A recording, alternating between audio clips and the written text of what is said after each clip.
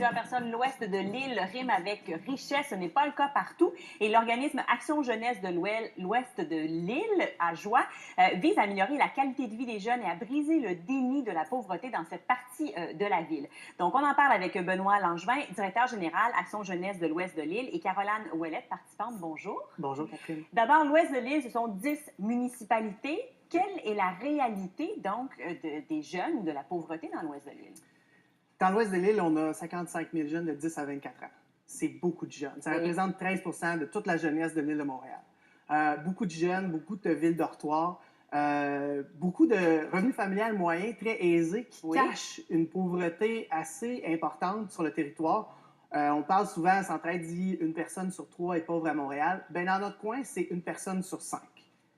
Une personne sur 5, quand même, c'est quand même une personne sur 5. Tout à fait. Donc, il faut trouver des solutions pour ça. Puis, la réalité de l'ouest de l'île, c'est au niveau de l'isolement, c'est assez important parce que les transports en commun sont ce qu'ils sont. On n'a pas de métro, on n'a pas de facilité à se déplacer.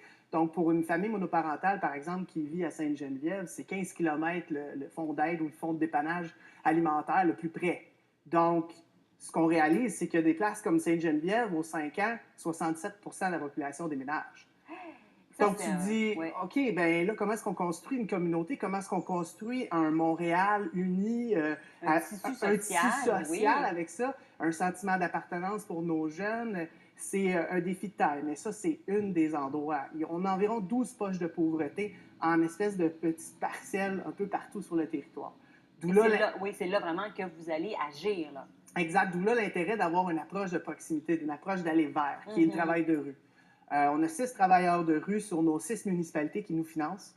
Il y en a d'autres municipalités. D'autres municipalités, le prorata jeunesse est moins intense, donc on y va moins. Sauf que reste que la migration adolescente sur le territoire, c'est tellement important. On a 65 des jeunes du secondaire public qui ne fréquentent pas une école dans leur municipalité. Mais on a plein de municipalités de villiers. Et non, on parle pas de la même langue que quand on va au centre-ville. On parle d'un contexte géopolitique où je vais voir une ville, je leur dis, vous avez tant de jeunes sur le territoire, vos jeunes fréquentent une école dans l'autre municipalité. Comment vous voulez contribuer? Comment vous voulez intervenir auprès de ces jeunes-là? Et comment les aider aussi. Ça, c'est un peu mon rôle à essayer justement de faire comprendre nos villes, l'importance de s'impliquer au niveau de la jeunesse. Puis la majorité le font. Je pense que ça a bien été. Mais en tout cas, vous avez des résultats très intéressants. On peut le voir avec Caroline, pour qui ça a été une rencontre très marquante. Oui, comment ça s'est passé? Comment vous êtes entré en contact avec la Joie? En fait, moi, je vivais une situation assez difficile. Je sortais de la rue, dans Montréal, pour me ramasser chez un ami qui m'a fait qu'est-ce qu'on appelle de l'abus psychologique et de la violence verbale. Et la journée que j'ai appelé à Joie, moi, je m'en allais me suicider. J'étais à bout. Puis, à la place de faire ça, j'ai appelé à Joie. Puis il y a un travailleur de rue qui est venu m'aider, puis cette journée-là, j'étais vraiment pas à l'aise avec eux. Puis le travailleur de rue a juste m'amené dans une animalerie parce que moi, je suis une maniaque des animaux. Puis ça a fini qu'il m'a trouvé un centre d'hébergement pour 7 jours, puis j'ai réussi à quand même bien m'en sortir, je pourrais dire. En tout cas, vous êtes avec nous aujourd'hui, c'est déjà une bonne nouvelle. Oui, je suis rendue avec un appartement stable, la vie va beaucoup mieux. En fait, je sais que ça allait mieux. Puis je garde contact avec eux pas mal tout le temps. Oui, fait que non, c'est ça, à Joie a fait une grosse différence dans ma vie. Comment vous en avez entendu parler? Moi, en fait, c'est un de mes amis que j'avais rencontré parce que je suis dans la musique, qui était dans un band qui m'avait dit qu'il était rendu travailleur de rue pour Ajoie. Fait qu'il m'avait parlé brièvement de ça, puis je l'avais gardé en tête. Puis aussi, la place que j'avais appelée, moi, j'avais un rendez-vous avec Emploi Québec, puis c'est la madame d'Emploi Québec qui a dit on va appeler un travailleur de rue. Fait que de là, vous avez fait le lien entre les deux. Tout a fait un En tout cas, la complicité que vous avez est assurément très visible. Vraiment, c'est un aide que vous avez eu, mais vous êtes encore très complice aujourd'hui. Est-ce que Caroline est un bon exemple des jeunes que vous aidez? Oui, absolument. On vient tout récemment de finir notre statistique pour l'année fiscale dernière. Puis ce qu'on réalise, c'est qu'on est rendu à 126 jeunes en situation d'itinérance dans la dernière année. Et je parle d'itinérance, mais l'itinérance, là, c'est pas juste ce qu'on voit au centre-ville. L'itinérance, c'est des situations de couchsurfing où est-ce que tu couches chez un ami, puis un autre, puis tu fais ça pendant 1 an. L'instabilité résidentielle, pour moi, c'est pas parce que tu vis dans un milieu aisé, puis les recherches qu'on a faites l'année passée avec la Ville de Montréal nous l'ont démontré, c'est que tu peux te retrouver dans une situation de divorce où les parents ou de violence conjugale, peu importe ton revenu familial.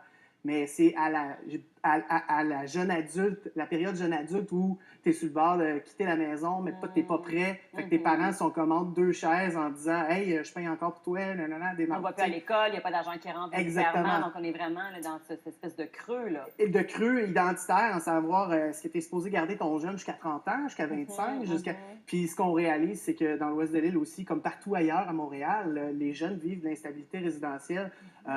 Puis chez nous, ben c'est ça se résume en 2 situations par semaine.